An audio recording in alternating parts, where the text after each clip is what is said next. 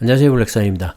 자, 7월 글로벌 전기 승용차 이 배터리 사용량이 발표가 됐는데 중국의 CATL이 33.5%의 점유율로 여전히 압도적인 1위 자리를 차지했습니다. 전기차는 순수 전기차부터 플러그인 하이브리드와 하이브리드 차를 모두 포함하고 있고요. 자, 그러고 보면 최근에 순수 전기차뿐만 아니라 플러그인 하이브리드 차량과 이 하이브리드 차량도 판매가 점점 더 늘어나고 있죠. 자, 그렇기 때문에 이 전기차용 배터리에 대한 수요는 그 어느 때보다 정말 가파르게 증가를 하고 있고, 이 원자재 확보가 힘들어지고 있는 상황이기 때문에 앞으로는 이 광물 등 배터리 원자재에 대한 공급도 더욱더 중요해질 것으로 보이고요. 누가 이 배터리 원자재를 더 원활하게 확보하느냐에 따라 앞으로의 이 점유율에도 변화가 생기지 않을까 생각을 합니다. 자, SNE 리서치에 따르면 올해 1월에서 7월 사이 이 글로벌 전기차 배터리 사용량은 240.8GWh로 전년 동기 대비 76%나 증가를 했습니다.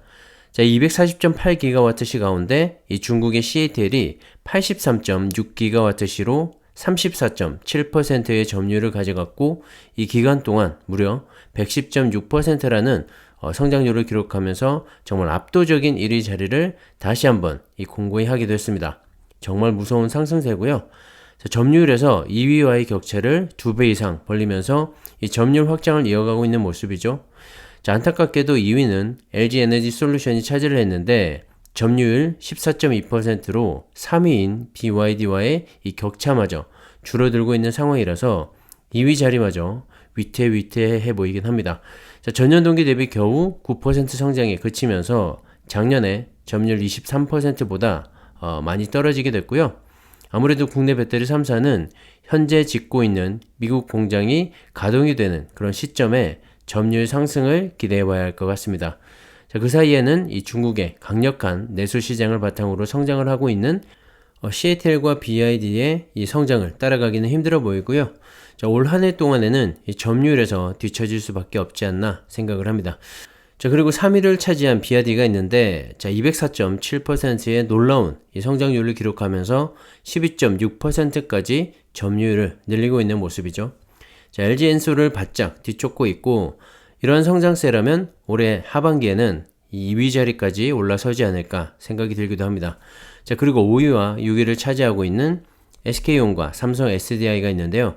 SK온이 107.8%의 성장률로 선전을 하고 있고, 삼성 SDI도 56.3%의 성장률로 분발을 하고 있긴 하지만 이 점유율에서는 아직 미비한 수준입니다. 자, 그에 반해서 CALB와 고시엔 등 이 중국 배터리 후발주자들의 성장성이 더 커 보이고요. 확실히 이 중국의 내수 시장이 정말 세다는 걸 다시 한번 보여주고 있는 것 같고, 아직까지는 이 전기차 시장에서 중국이 차지하고 있는 비중이 정말 크다는 걸 알 수가 있죠. 전기차 침투율이 현재 25%를 넘어서고 있기 때문에 충분히 이해할 수 있는 부분이고요. 자, 유럽이나 미국 시장도 이 전기차 시장이 개화를 하고 있기 때문에 앞으로의 점유율은 서서히 변해가지 않을까 생각을 합니다. 참고하시고요.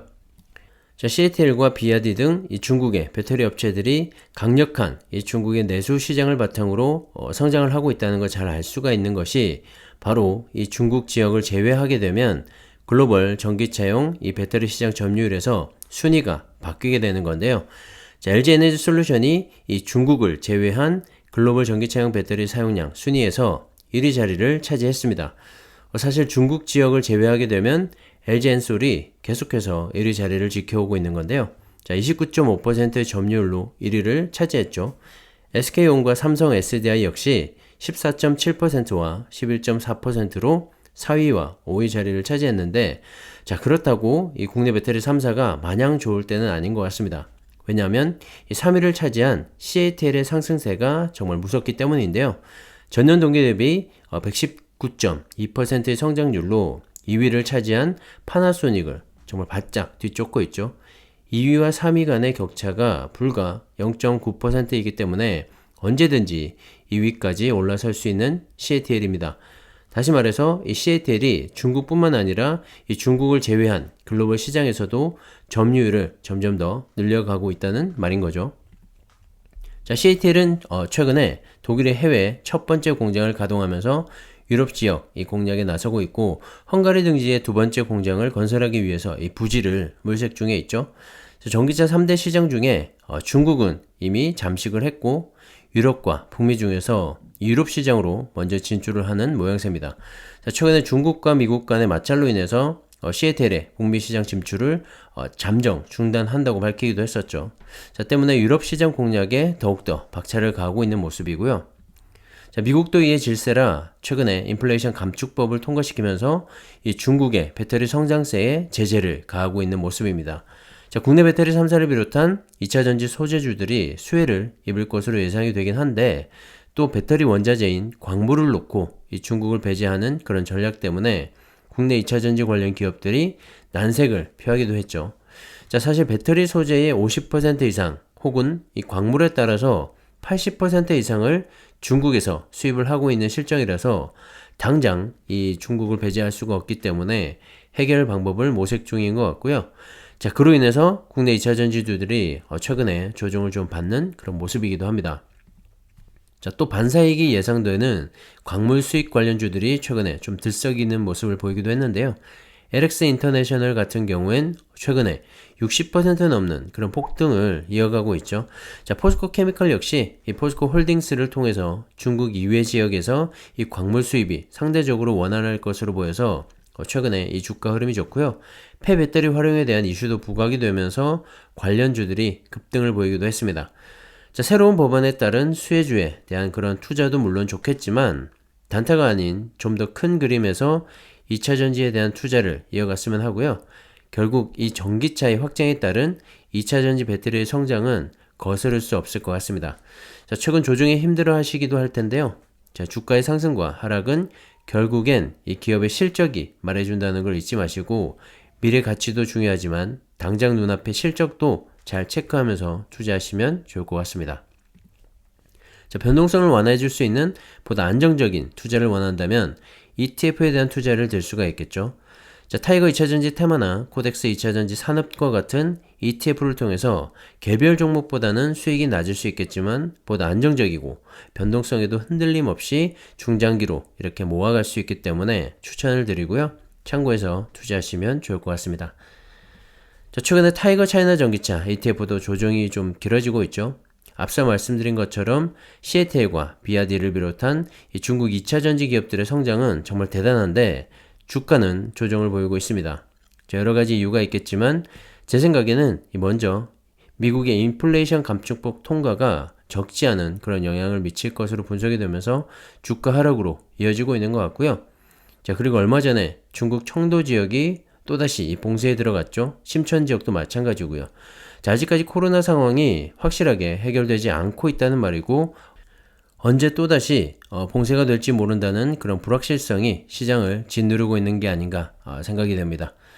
거기에다가 높아지고 있는 환율도 문제인데요. 오늘 원달러 환율은 또다시 최고치를 경신했죠. 1371원까지 올랐는데요. 정말 1400원대를 깨지 않을까 걱정이 되기도 합니다. 달러 강세 역시 이 주가 하락의 가장 큰 원인 중에 하나이기 때문에 최근 이 조정에 일조를 하고 있죠. 달러 인덱스 역시 109.51로 최고치를 경신하고 있습니다. 그리고 또 하나, 미국도 올해 11월 중간 선거를 앞두고 있고 중국 역시 10월에 새로운 정부가 출범하게 되죠. 시진핑 정부의 3기가 출범하게 될 예정인데요. 중국 정부의 권력이 움직이는 그런 시점이기 때문에 주가나 민생보다는 이 권력 승계가 우선인 것 같고 10월 23일 시진핑이 3연속 집권에 성공하게 되면 그 이후로 각종 부양책과 더불어서 이 봉쇄 조치도 완화 내지는 해제가 되고 경제가 제대로 돌아가지 않을까 생각이 들고 그때쯤 주가의 반등을 기대해 보면 좋지 않나 생각을 합니다. 사실 주식이라는 것이 정치, 경제, 사회, 문화 이 모든 것이 녹아있는 정말 살아있는 생물이라고 생각을 하는데요. 거기서 수익을 내기란 정말 이건 어려운 일이 아닙니다. 그렇기 때문에 좀 더 긴 호흡으로 바라보고 앞으로 변화와 성장에 발맞춰 걸어갈 수 있는 기업을 잘 골라서 투자를 해야 한다고 생각을 하고요. 그런 관점에서 본다면 2차전지 배터리에 대한 투자는 여전히 매력적이라고 생각을 합니다. 여러분의 좋은 투자 생활에 도움이 되었으면 하고요. 제 영상은 참고만 하시고 여러분의 성투를 항상 응원하겠습니다. 자, 오늘은 여기까지 하겠습니다. 감사합니다.